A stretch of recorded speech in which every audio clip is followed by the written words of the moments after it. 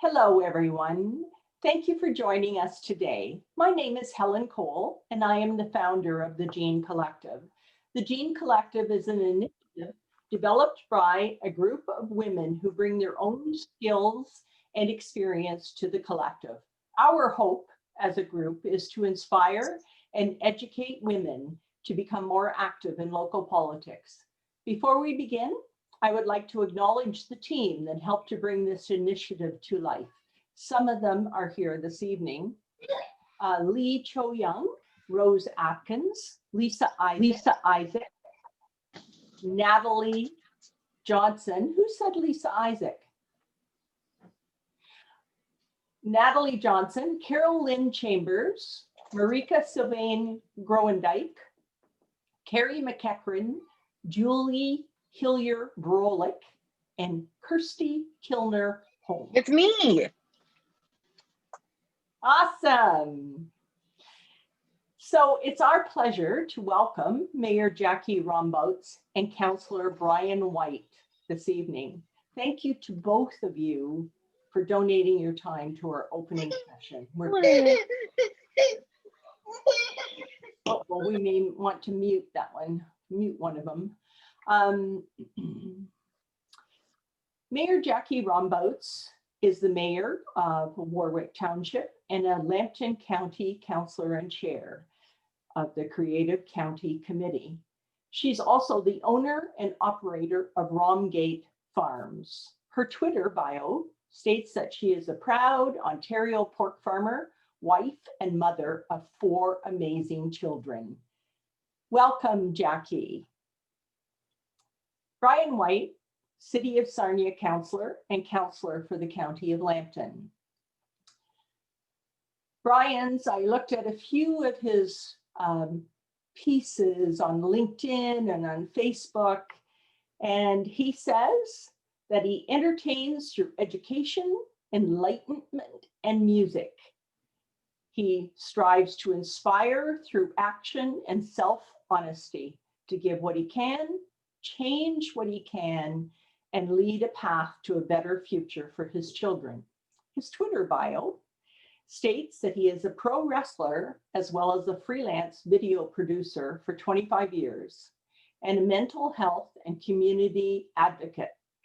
In that role, he's also past president of St. Clair Child and Youth Services, which is a non-for-profit agency providing mental health services to Lambton County for residents 0 to 18 years. We're thrilled to have both of you with us today. I'd like to ask Jackie if she would like to open with comments. Sure. Thank you, Helen, and everyone for joining us tonight. This is such an amazing opportunity to be able to talk to people who are potentially wanting to go into municipal politics, because I think it's such an important role to play in your community. I personally got into municipal politics because we were seeing a number of young people leaving their communities in the rural areas and going to Toronto and some of the bigger city centers. And it was making me very sad to think that my children would decide to do that. I wanted to make our community as welcoming to young families as possible. So that was one of the motivations that I had in getting into municipal politics. So thank you all. I encourage you all to continue with this course. It's fantastic. We didn't have anything like this 6 years ago when I got into municipal politics. So I wish we had. It would have been great to be able to hear from other people who have already had the experience. Thank you, Jackie. We're pleased that you are happy with our initiative, and our hope is that we can provide guidance to other individuals. Our focus is women, but we're not saying that men can't join us. We've got a lot of good information that will be coming over the next year. Brian, we'll turn it over to you for your opening comments. Thank you, Helen, and ladies and gentlemen and friends beyond the binary. I'm more than thrilled to be here tonight. And Helen, I'm really excited actually that you've you've launched. This is, I don't know if this makes it official or not, but I know when we you first told me about this, I couldn't be more excited for you and for the community, simply because something like this is so important and so needed. And I hope that through this conversation and other conversations that we're able to dispel some myths. I've learned a lot of what the mythology is that's out there, that's cast upon people in public office. And I would really like to see this group help demystify that and arm people with the tools to speak up and to get active. I am a father. I've had the privilege of being a stay-at-home father when my kids were very young. As a business person in the creative arts, filmmaker, I was my own boss for many years. I've tried to find other ways to gap fill the income. So I was one of those people that did leave, that Jackie referred to, at least from the urban center. And like many people growing up in Sarnia, I was one that was hell-bent on leaving here and staying gone. But the power of family drew me back. My wife and I, both originally from here, traveled across the country and lived in a few different places, including a Cree Nation in northern Quebec. And we bring a lot to the table when we came back to Sarnia, to our hometown, and we learned a lot. And I looked around, and quite frankly, I saw a lot of stagnation. I saw what do you want to call it? The old boys club, I guess, for lack of a better cliche. People making decisions that didn't reflect my reality. People that were my age group, people that had the experiences I had, people that had seen community development in other parts of the country that, quite frankly, could have been done here, but we just simply weren't moving forward for whatever reason. And I met some great people in my world of documentary making that were activists and community advocates. And I just wanted to throw my hat in the ring and take a stab at it and see if I could have a positive impact. So hopefully through our conversation tonight, I'll be able to shed some light on some of those experiences again that help demystify this for everybody here. And I'll leave it with that. Thank you. Well, thank both of you for sharing your thoughts and your comments. So we'll start with our first question. And thanks again to the team.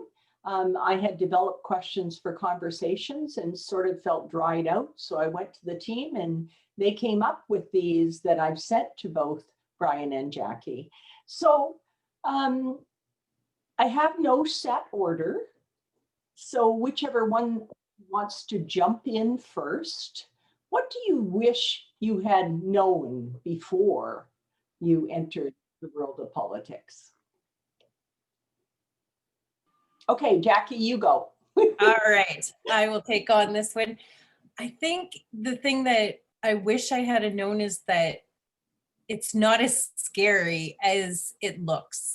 I think people think, oh my goodness, to be sitting up there, and maybe Brian's experience is a bit different than mine. Being a rural municipality, we're much less formal than maybe one of the urban municipalities would be. But I mean, it's really just reading the agendas that are presented to you, asking good questions, asking questions of staff before the meetings, getting prepared, and then just being a participant as a part of a group. It's not nearly as scary as people think it's going to be. The expectations aren't nearly as daunting as I initially thought. And it's quite fun, isn't it?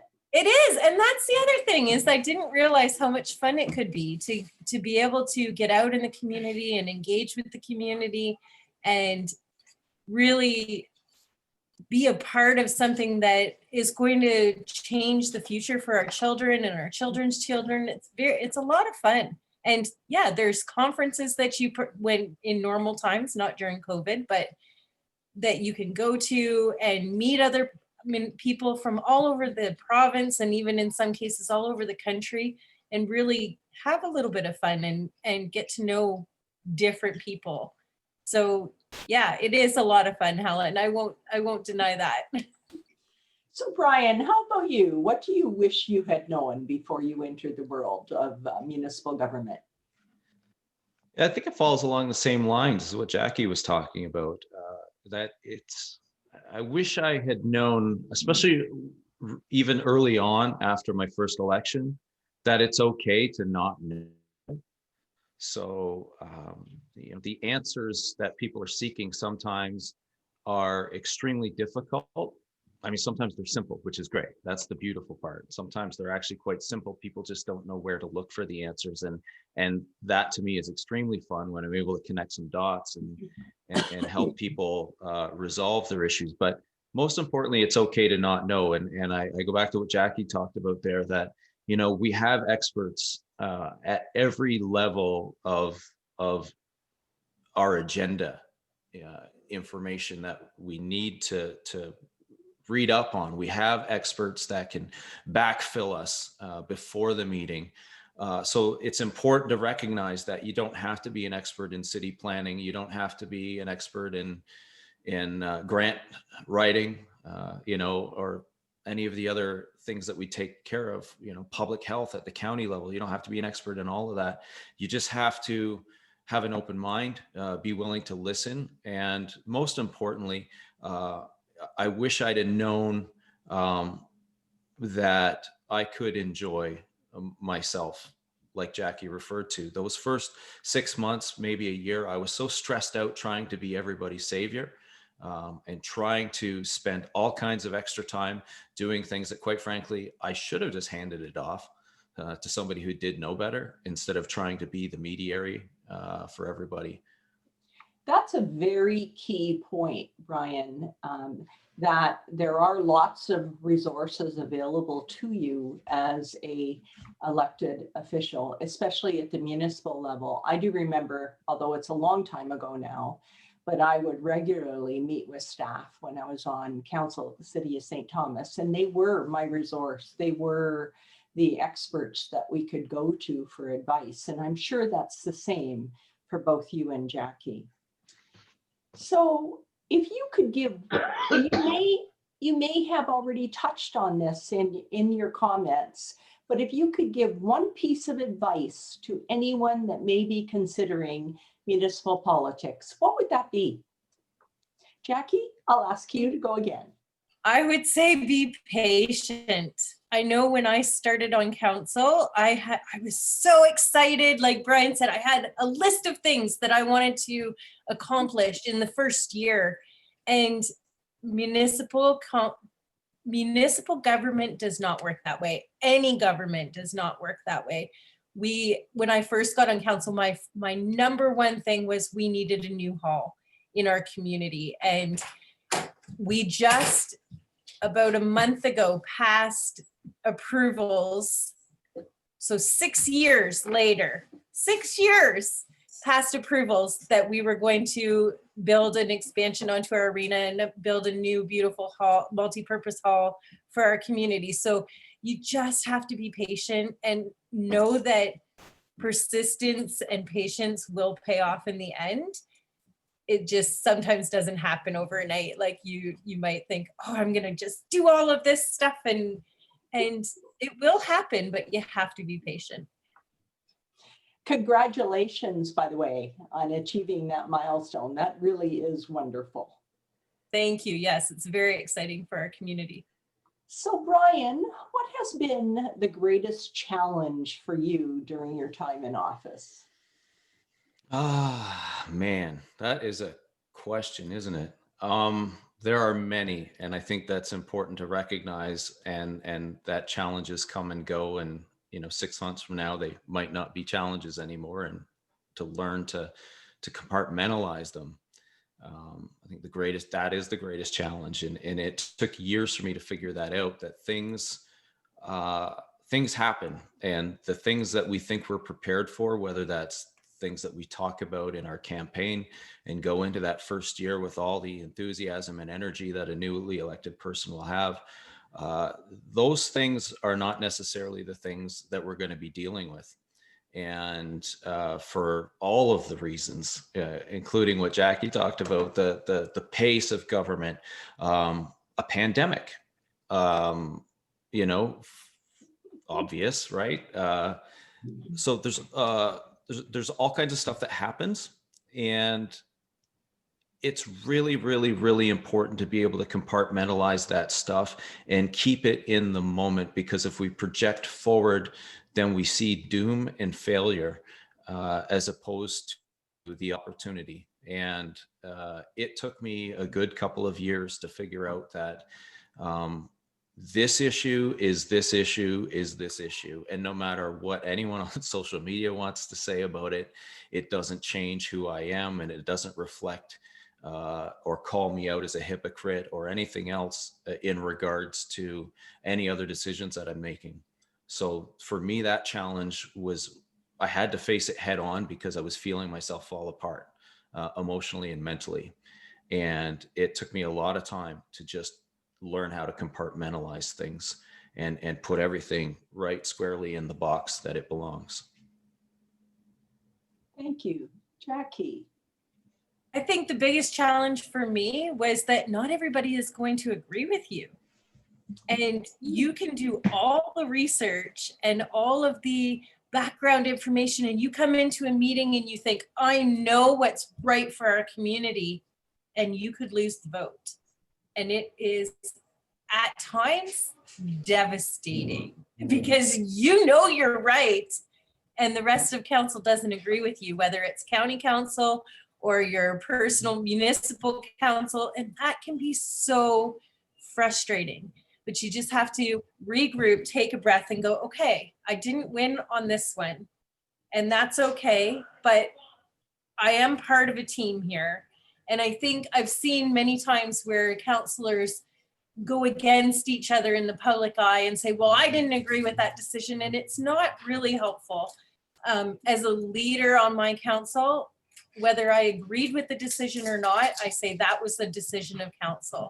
And we together made that decision, and we're going to move forward with that decision. And it's not easy. It is challenging. And the other thing is that people outside of council, they don't have all the same staff reports that we have. They don't have all of the information. And so they might be taking information from one news article or one Facebook post and deciding that they're right on that decision, and they don't understand why your council made a decision that they didn't agree with, but they didn't have all the information. So it's just explaining. And you know what, 9 times out of 10, if I get a call from somebody who disagreed with a decision I made, I would say even more than that. I would say probably 95% of the time, when you explain all the details of what went into that decision, and you say, well, these are all of the pieces of information we had at the time when we made that decision, and this is why we made it, they generally go, okay, well, that makes sense. I might not agree with you, but it makes sense why you made that decision. So it's learning those negotiation skills too. So both Brian and Jackie had points that really are all about living our life, is how I heard that. You have to learn in life how to manage your challenges, which Brian referred to. And we certainly are learning new coping skills right now because we're living in a pandemic. And Jackie, your comments made me think about how important it is to hear each other, to listen, and be willing to support others in the decision. And sometimes it doesn't always go exactly as you would like. You're right. So some of these questions, given your responses, do overlap a little bit. But I'd like to know, what has been your biggest challenge since you've been in office? And maybe Jackie, you could start with that one. I've participated, I've thought long and hard about this, especially for women in office. And I've participated in a number of different studies that looked at all the barriers that women face, and is part of being a municipal governance. And what I've come up with, the conclusion I came up with, is that there are some barriers. that are going to be in front of anybody who runs for office, whether they're male or female, doesn't matter their gender, their ethnicity, their race, any of that stuff. There's going to be barriers. But those barriers, I think back to every barrier or every obstacle that I had to overcome, and they made me that much stronger and that much more resilient and that much tougher and able to really withstand whatever was coming down the road. It's not an easy position. You have to have a tough skin. And so you have to have barriers to overcome in order to be able to maintain that position. And as far as the old boys club, I'm finding that's dissipating a lot. If anything, when I go to a delegation in front of the province, they sit up and listen when I walk in the room because I'm so different. Nothing against the older male, but that's typically who they see at a delegation. So when I come in and I am younger and I'm female and I'm enthusiastic about whatever it is, and I approach them maybe at a different angle than other people, other mayors would, they do listen and you can accomplish your goals. I wouldn't think that because you're female, you will have less authority on your council. That is not happening. And it does kind of work in your advantage to be in that minority and to be able to have a voice that's different from other people at the table. They do stop and they will listen to you. So I would say just look at the barriers as a positive thing and find mentors. This group is fantastic for that. When I go to conferences, I always look for that table of women that are sitting near the front of the room, and they're always there. I'm telling you, they are always there because they want to be the ones that are attentive and listening and able to ask questions. So I go take a beeline to that table, and I try at every conference to pick one or two women, and there's women from all over Ontario there that are in municipal politics, and I connect with them. I get their email address or I get their phone number, and I utilize their experience and utilize their knowledge and ask them questions if I have questions, because they're in the same positions as I am. And that has served me very, very well. So utilize the strengths of the people around you. And it doesn't have to be women either. There could be men that you respect a great deal as you go along that are more than willing to work with you and answer questions. And don't be afraid to ask. Don't be afraid to, and don't be afraid to speak up either. Your voice is very valuable. For a lot of the women on this group, you're the ones that are using the services that your community is providing. So you have a very important voice. So I hope that covers a lot of that, Helen.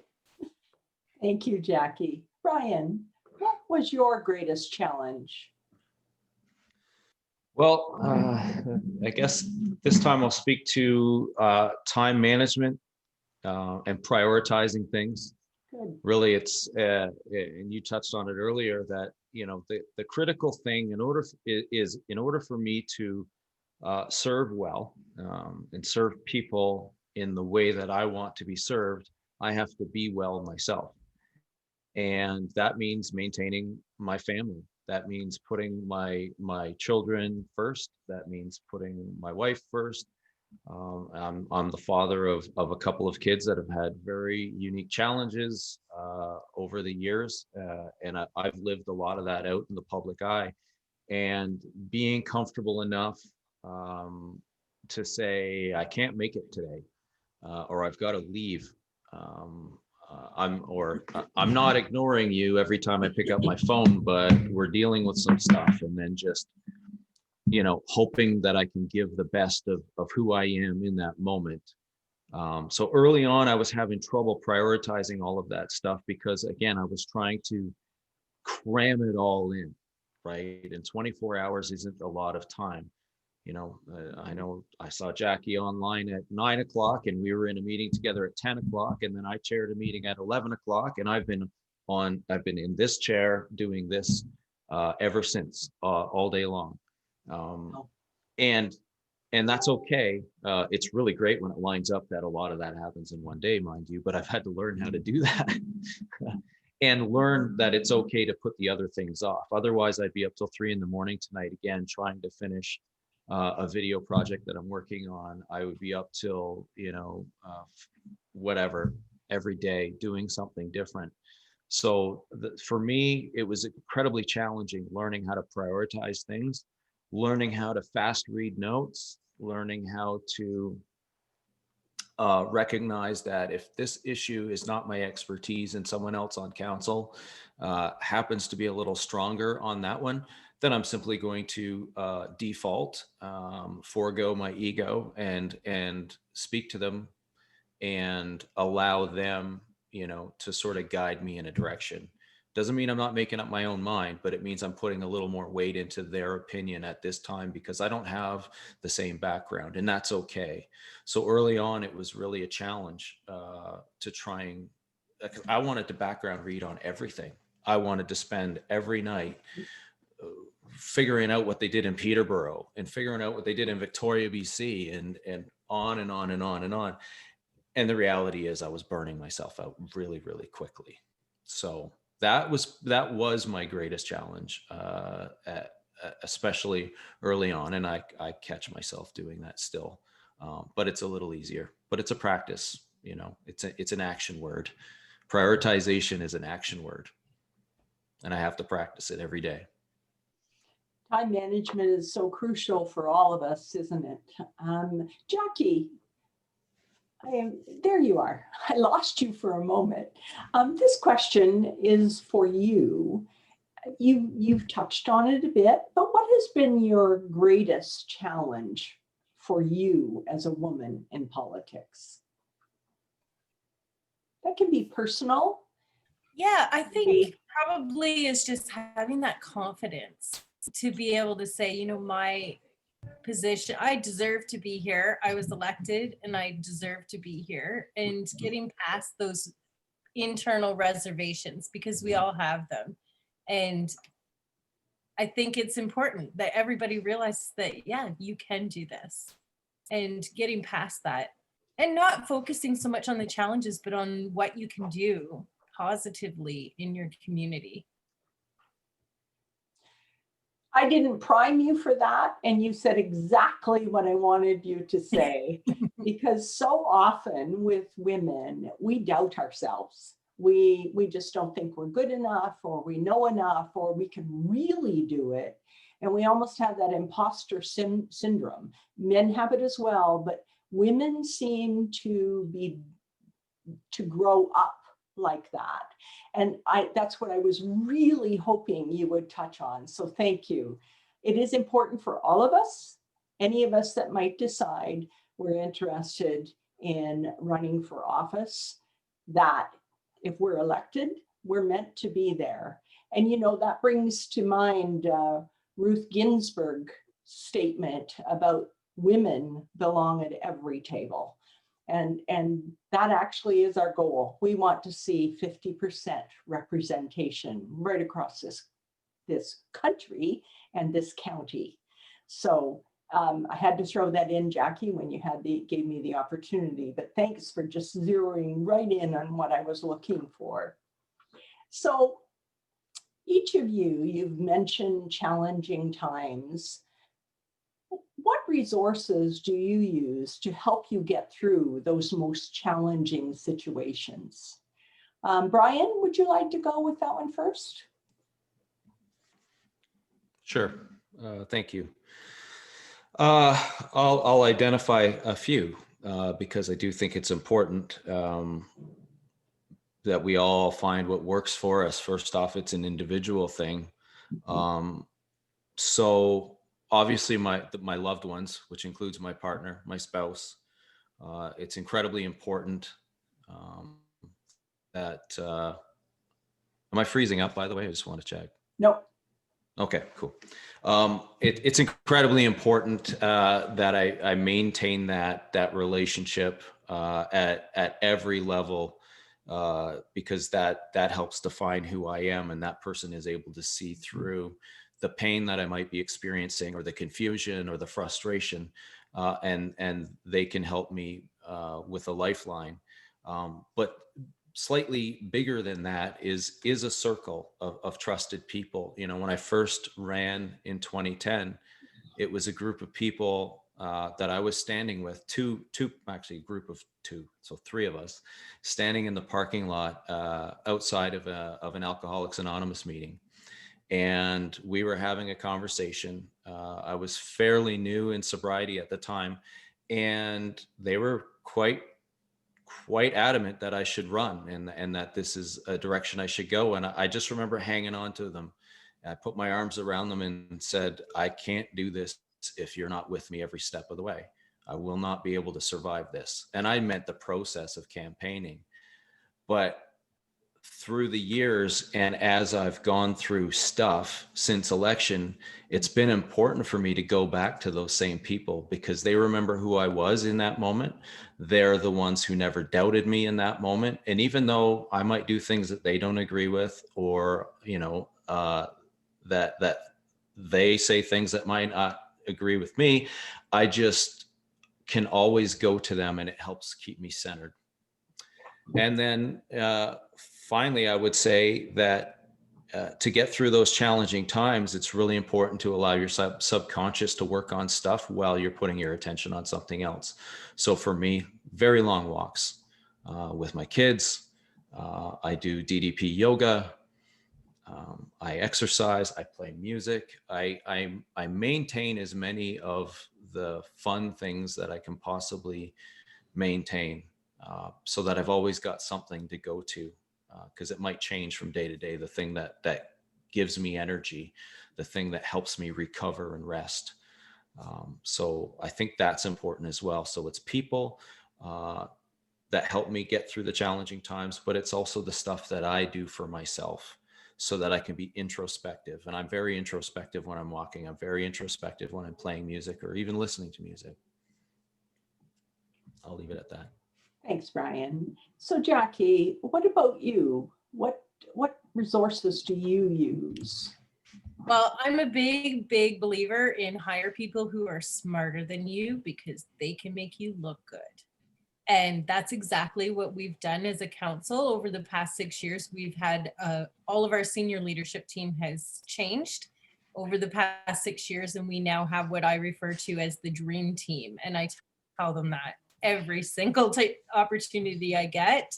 You have to have a staff that you can rely on and that you trust to give you really sound advice, because a lot of the times that's what your decisions are based off of, is those recommendations from your staff. And you want to be able to have a staff that you can approach and feel comfortable with, that you are constantly relying on, because that's who they're going to make you look good. And I tell you, if you've got a good staff team, you can do just about anything. Because you, like Brian alluded to at the beginning, you know, when you get a call and somebody says, well, there's a lot of weeds in downtown Watford and I don't really like that. And you look at it and you go, yeah, there are a lot of weeds in downtown Watford. I can't be out there with a weed whacker as the mayor of the municipality. And I tell you, there are times where I've wanted to be, because you just go, well, let's just get it done. Like, this shouldn't take forever. So you want to have that staff that you can, you know, take them and just go, hey, lots of weeds, picture, send. And then the next day you go through town and the weeds are all gone. And that's just, that feels so amazing when you have a staff that's really listening. So I would say that's my biggest fallback. And having, you know, your family, whether you have a husband, a wife, it doesn't really matter. But children, parents, aunts, uncles, whoever you can, to really, you know, have somebody to give a call, to give you that kind of support. You know, when you've just gone to a debate and you're feeling like, oh my gosh, I totally don't even know how that happened. And, you know, having that person that's sitting in the front row smiling at you and going, you did a good job at the end of the day, and just that little bit of a bump up is really important as well. Set yourself up with a good support team. And there are people in your community that want you there. They want you in that position because they might not have the confidence to do it, or they might not have the time to do it, but they do have the time to support you in it. So set yourself up with a good team of support too, because it is not easy all the time. Brian, I'm sure, you know, people aren't always going to agree with you, and you're going to take some hits from the public, and you're going to have people posting online, the stupids are winning when you made a decision. And it's hard. It's hard to let that go and move on and say, you know, I'm making the best choices for my community at the time with all the information I was given at the time. Right. So another question, which maybe we'll touch on what some of the group are interested in knowing, and that is what skills, knowledge, or activities should interested candidates be learning and developing before running in an election? Activities wasn't in that question I sent you, but it occurred to me that you may want to touch on that a bit. So skills and knowledge, and that may be an in for me to tell the group about what's coming up in the future as well after you finish. So Jackie, would you like to touch on that one first? Sure, absolutely. The number one thing that you have to remember about being a politician is you are a servant to your community. That is your role, is you work for them.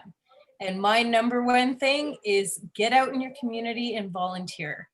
Be the person, if you get a call from the Catholic Women's League that they need somebody to help out with a luncheon and you have time to do it, I do it whenever I can, because that is the best way to learn about what the issues are in your community, is standing around buttering buns and just kind of listening to what all the ladies are talking about.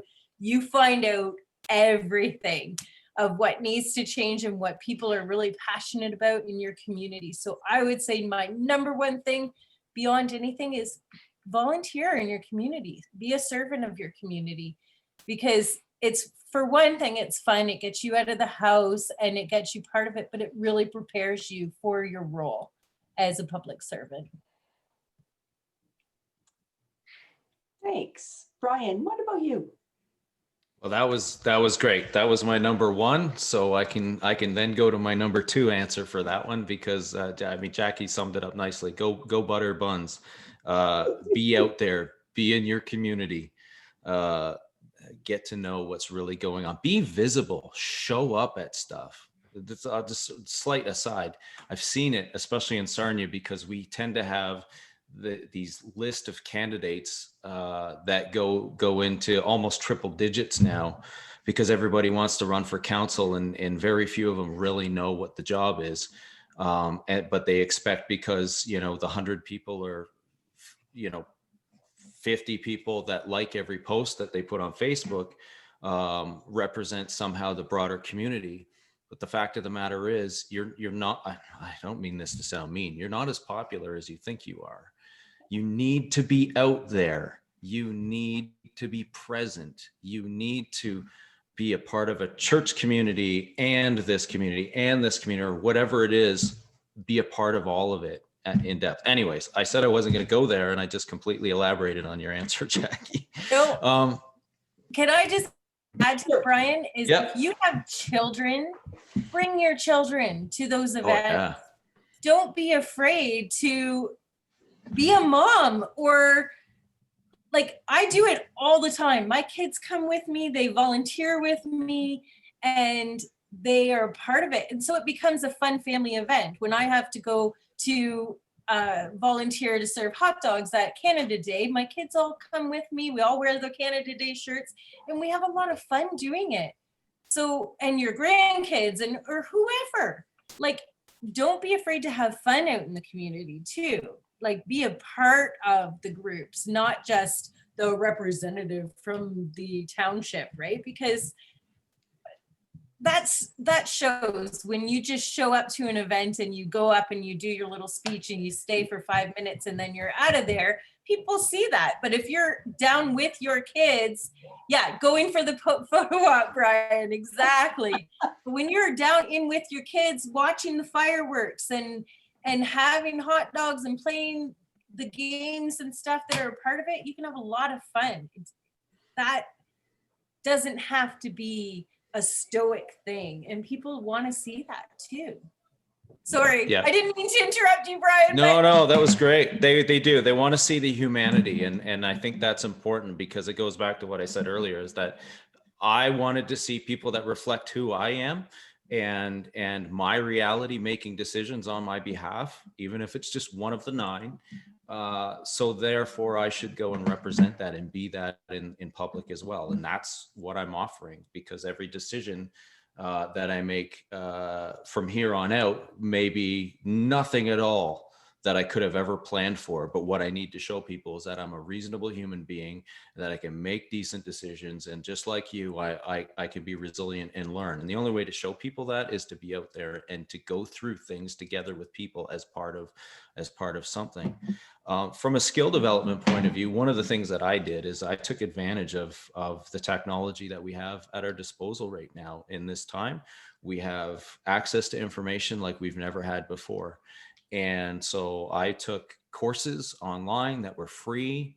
One of the courses I took from Coursera, they're called MOOCs, mutually open online courses. And there's universities and colleges around the world offering tons of free information. And it's amazing, especially in developing countries, that we can level the playing field because information is no longer elitist.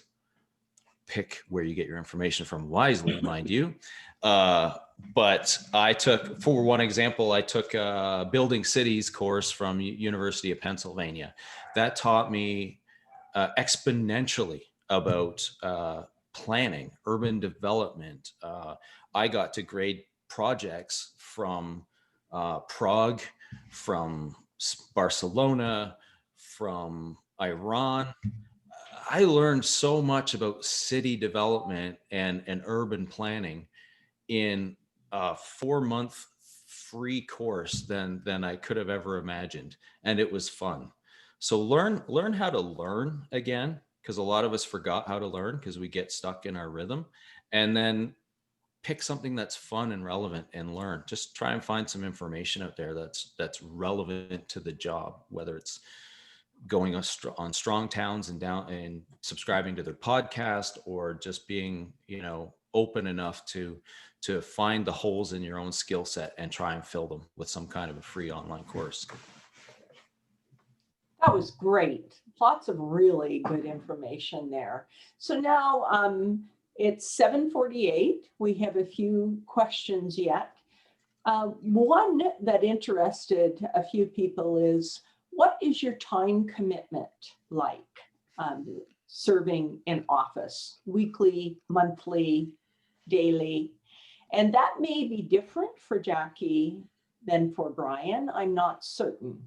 But I'd like to hear from both of you. So Jackie, would you like to start? Yeah, I think it is much different when you're a municipality that's more rural. We meet 3 times or every 3 weeks as a council. And then we will have some special meetings, some committee meetings. A lot of the preparation for the meetings can be done from home. So I've said this many times that sitting on council is an ideal job for a woman who wants to home with her children, because it can be flexible. Generally speaking, I think most of the meetings are off hours from when you would normally be working 9 to 5, but it's the perfect part-time job for someone who's staying home with their children. But you have to have support. You have to have, a husband or a wife or a parent that can help with the children when you're in the situation of a council. I have heard of a woman who had a child right before she took her term of council, and she would bring the child into the council chambers with her. And not that you can't do that, but I personally, there's no way I'm a mother of 4, and children can be very distracting. And there's no way I could focus on the agenda and on a newborn child at the same time. So for me personally, that wouldn't be an option that I would want to pursue. But for sure, you can, find, oftentimes it's easier to find childcare after, at 6 o'clock at night rather than during the day. And you have the benefit of utilizing a lot of the services that your community is offering as a young mom, because you're the one that's going to the Mummy and Me groups, or that's using the playgrounds, or using the YMCA with your children. So you have more experience than you think just by having those connections within the community with a young family. So for me, I would say weekly, it's depending on the week and what is happening within our community. It's probably at most 5 to 10 hours a week, and that's as mayor. And as a counselor, it was even less than that. And it depends on how much you want to put into the job too. If you want to be on every committee, which you can't always be on every committee, but you can volunteer for different things depending on your situation. And there is, like I said earlier, there's conferences in Toronto or Ottawa that you can attend. And I can tell you, my first conference as a mother of 4, and I went to this conference, and I went to the Royal York in Toronto that my municipality was paying for. And I walked in the room and I was like, I have 3 days without my kids. This is incredible. Like, there was a part of me that was like, oh my gosh, what am I going to do? I have a hotel room all to myself for 3 days, but you're busy the whole time and you're meeting, and it's a lot of fun, and you meet all different kinds of people. But man, that was quite the experience the first time. And as a mom, I remember going, oh, I need to prepare meals and stuff while I'm gone. Now I just go. My husband can handle it. He can handle the kids. You just have to trust that they can do that they can handle that, and that you're doing your job. You don't have to feel guilty about going to a conference in Ottawa when you're doing your job. And now I've gotten to the point where the kids and my husband go with me to conferences, and they will be off sightseeing while I am focused on what I'm doing. And it can be a really good, harmonious relationship there too. So sorry, I kind of went on about that one. Ryan. Yeah, it's very similar. I mean, I'm the cook of the family. I, basically shut my businesses down when I took office and realized that I just couldn't commit to everything. But it is what you make of it. So I'm Mr. Committee. I join all these committees. I'm on 4 right now at the city and a couple at the county, because I believe that by connecting with people who volunteer their time that way, it can make me a better counselor, keep me more connected to those issues that I care about. Whereas some folks, they get their meeting prep, again, every 3 weeks if you're just on city council, plus the special meetings. So you get your meeting prep weekend, we'll call it. You really dig into the agenda from Thursday night till the meeting on Monday.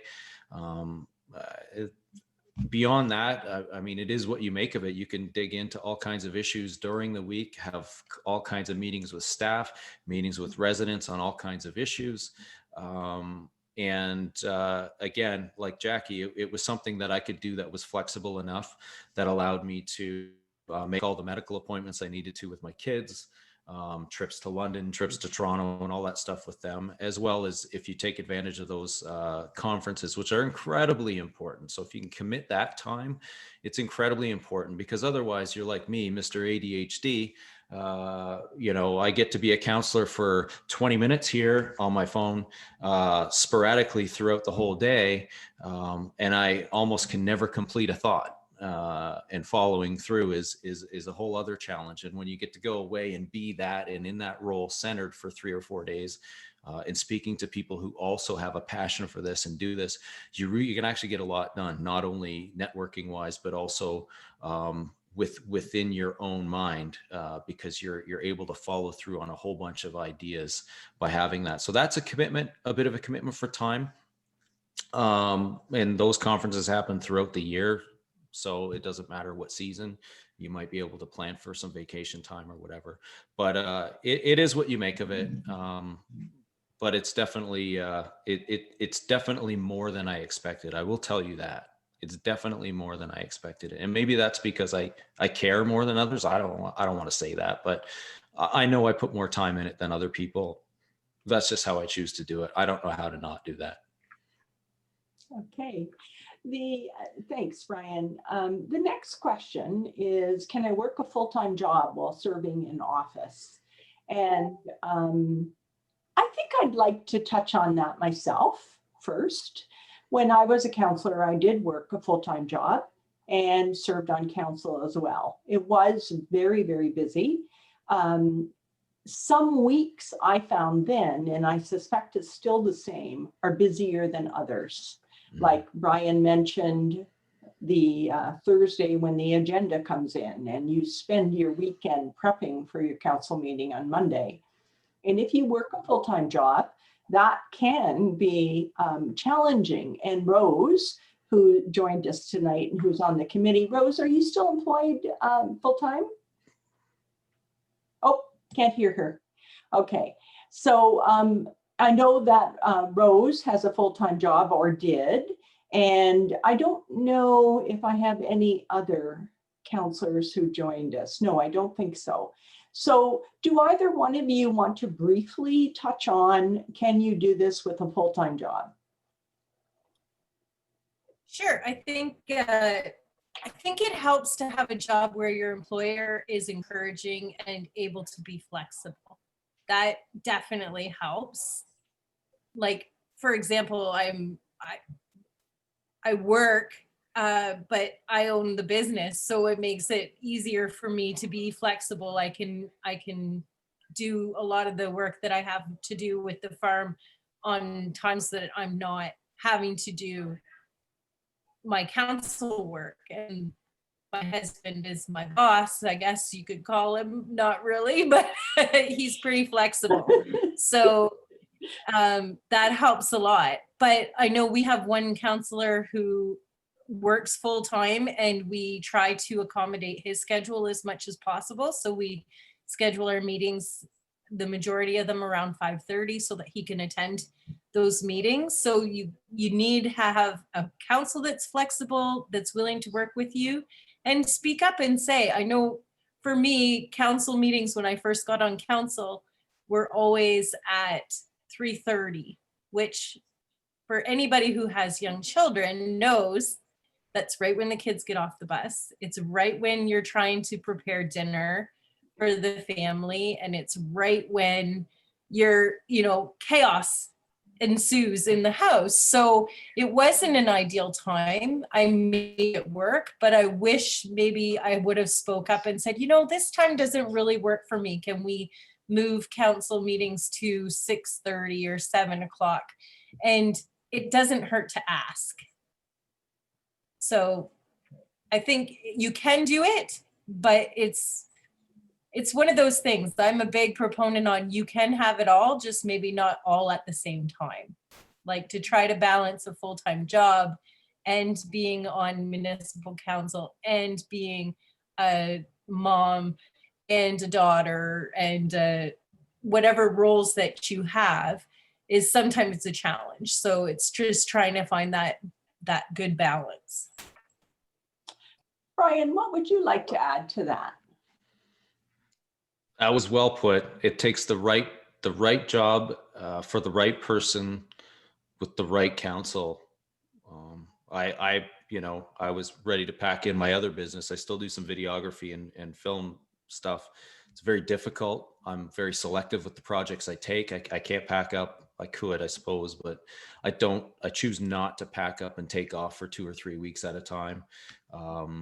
So I have to be choosy on that front. And there was a job I recently applied for that would have had me at a provincial level doing a bunch of work, but we discussed how that would work with council. Otherwise, I'm very selective with what I would choose. So it takes the right job.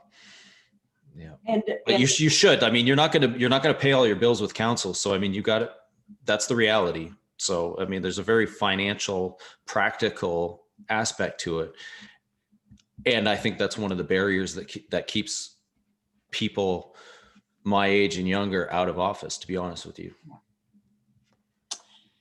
So last two questions. The final question was, are the hours flexible to accommodate children? I think we've already answered that.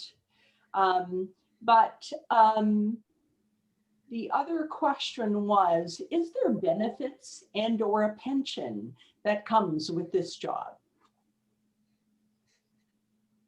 I can't speak for Brian, but there are not a lot of benefits. If you're going into it to become rich, this is not the job for you. Trust me. There's a lot of times we're at borderline volunteerism at times. I think people think that public servants get paid a lot more than they do, especially at a municipal level. It's like I make way less than my staff.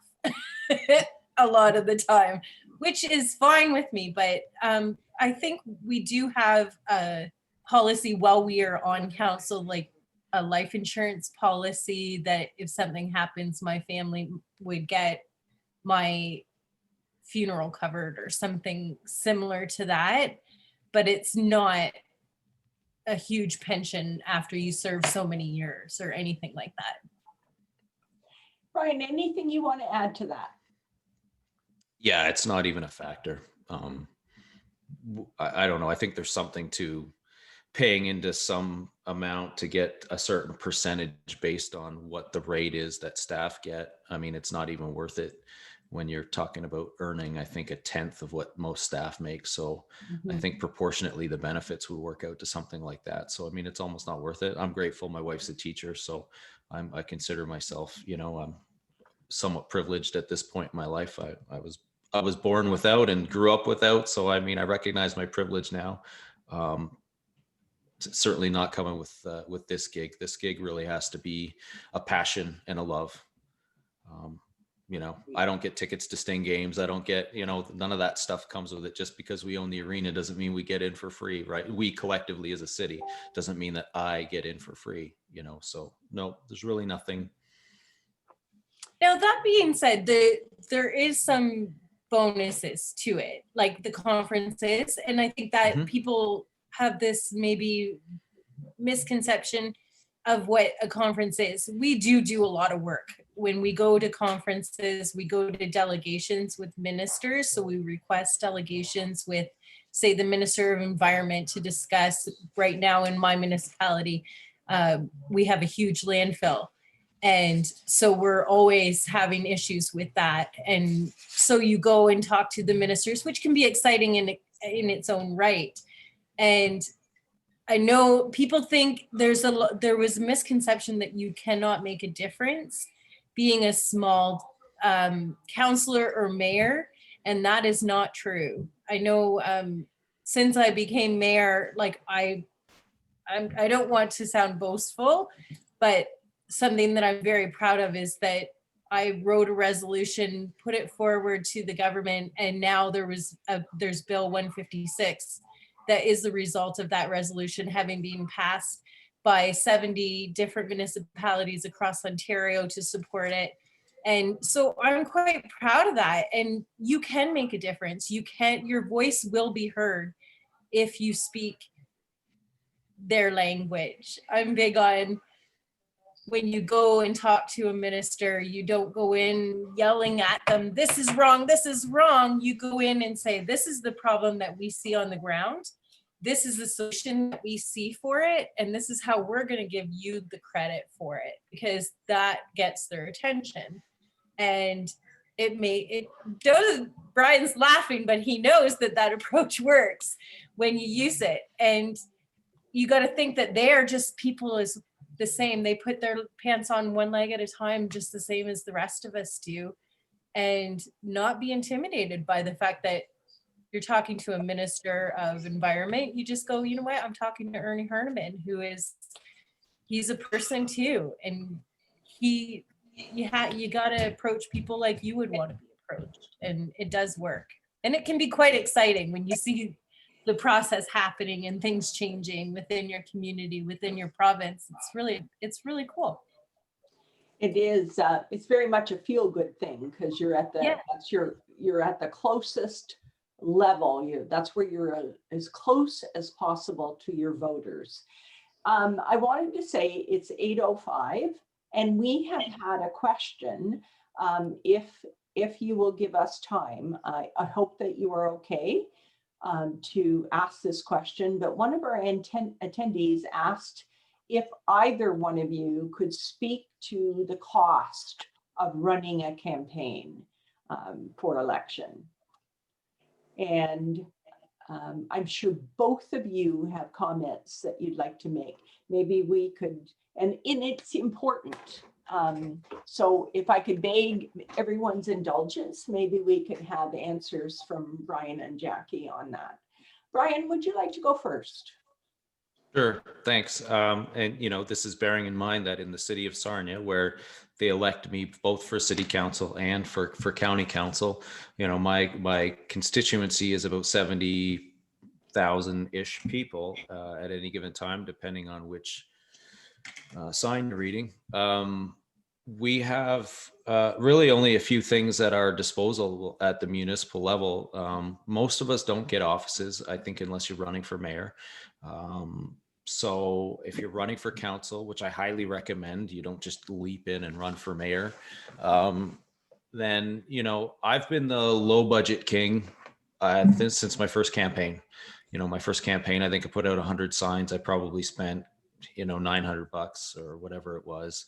I found the cheapest person to do the job for signs. I was printing literature at Staples as needed. So as I was dropping them off and running out, I would run another batch and then I'd drop them off and door to door, handing them out. So you can cover a lot of territory on foot. A guy told me it was a shoe leather campaign. That was the term he dubbed it as, and I ran with that, and pun intended. And it was, I think, between the three municipal campaigns, I mean, my federal and provincial campaigns were obviously a different story, although we spent nowhere near the kind of money that the Liberals and Conservatives did in those campaigns, and we still did well. But you can do a remarkable amount of money with a remarkable amount of outreach with very little money if you're prepared to walk and talk. I think I spent about just over $2,000 in the last campaign. That was to get reelected.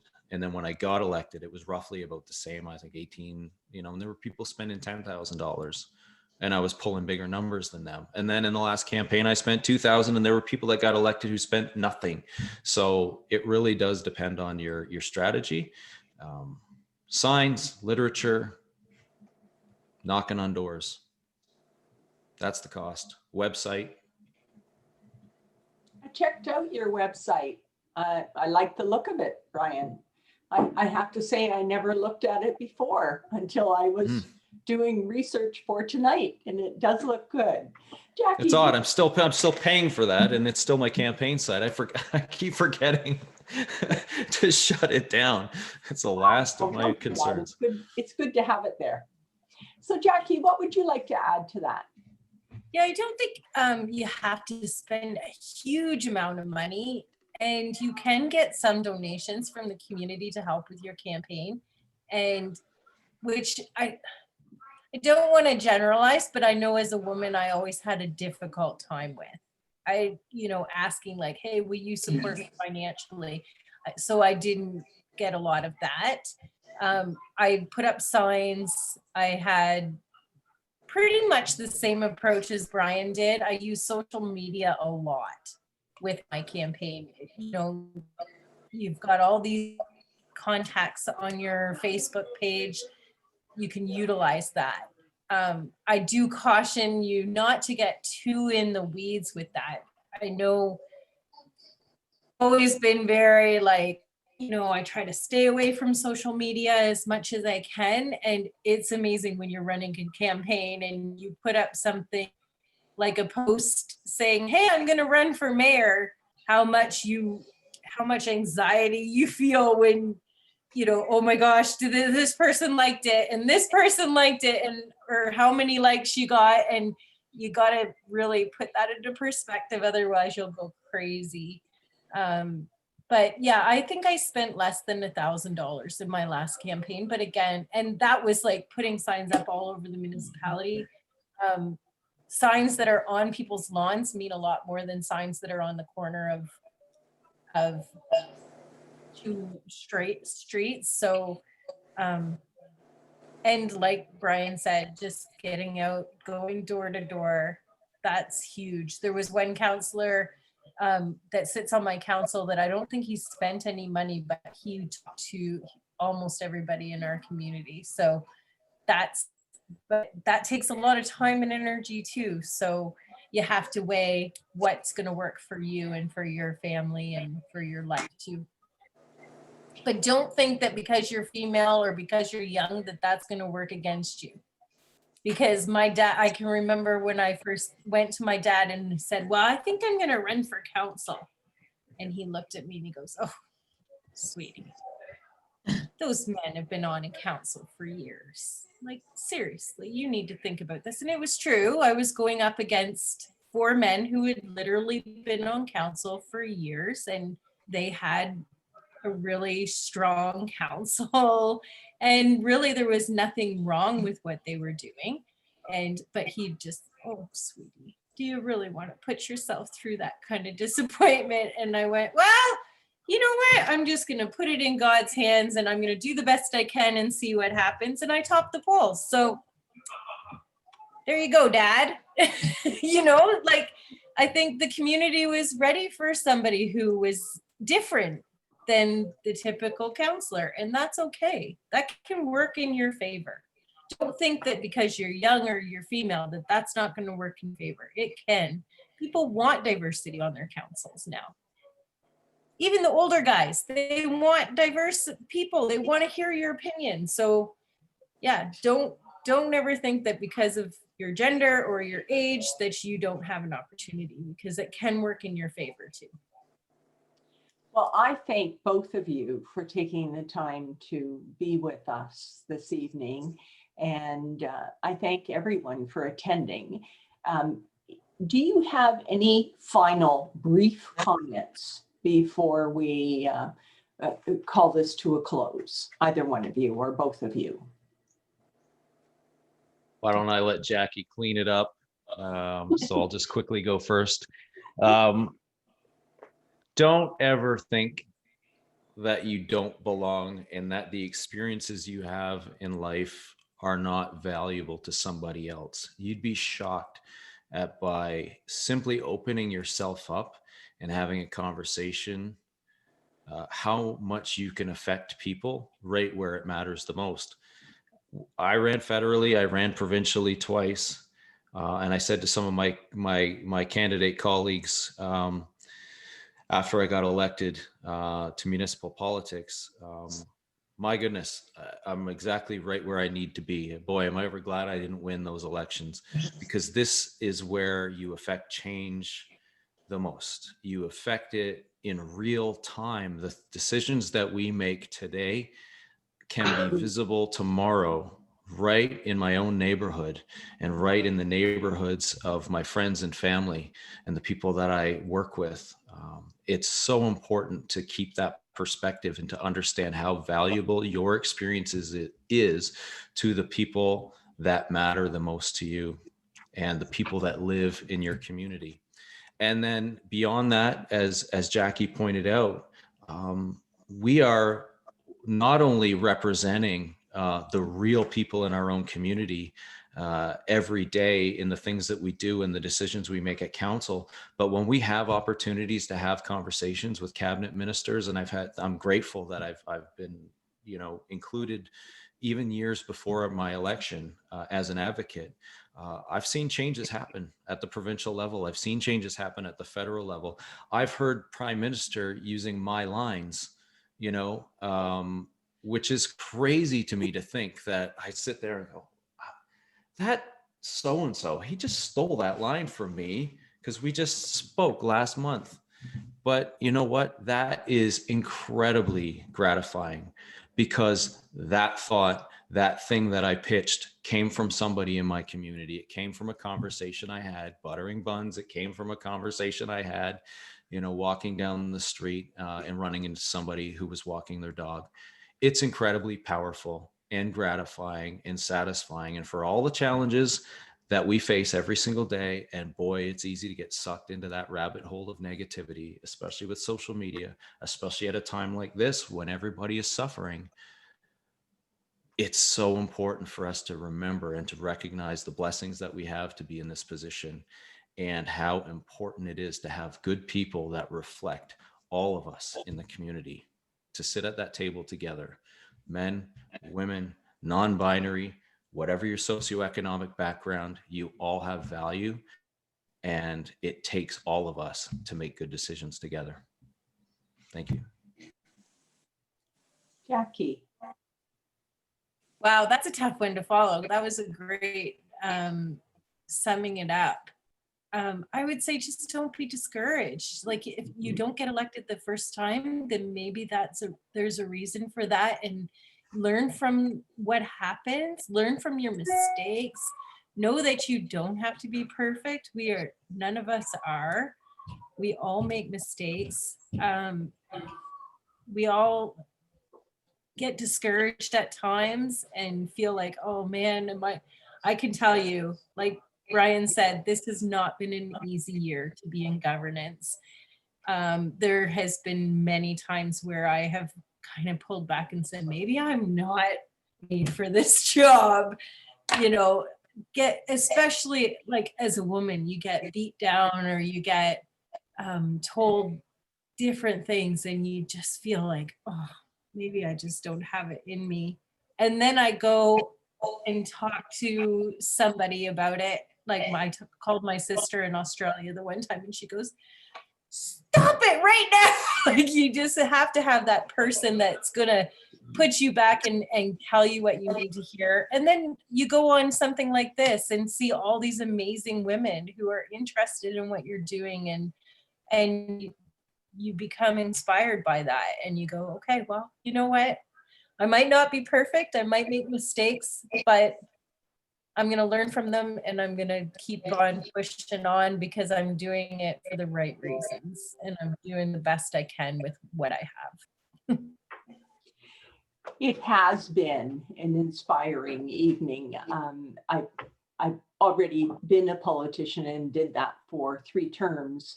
But I have to say, as I listened to the 2 of you tonight, I thought, wow, that sounds so wonderful. Thank you so much for tonight and spending your time with us.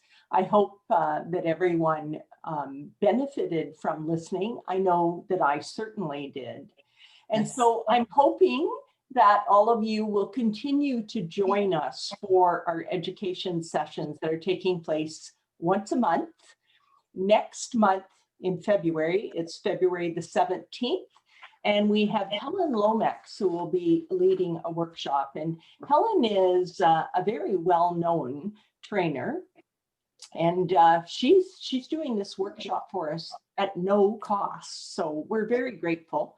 And the title is, So You're Thinking of Running for Office, What Now? And she's going to go into how to work to your strengths and use them to do the best job possible. So we'll be touching on some of what's been talked about tonight, and I'll make sure she sees this before next month. So you can register for our monthly sessions on Eventbrite, and you can go for more information or pick up the link to Eventbrite on the website, which is thegenecollective.ca. I invite everyone to go there. And I want to thank the 2 of you again for sharing your story and your thoughts and providing insight for us. And finally, to those of you that are watching, both tonight and who will see this in the future. I hope that you are inspired and encouraged to become involved, to seek public office and create change from within. In the words of Jacinda Ardern, we can carve our own path. We can be our own kind of leader. We need to create a new generation of leadership. Together, we can do this, and I encourage you to try. Thank you so much for being here. We really appreciate it, and hopefully we'll see you next month.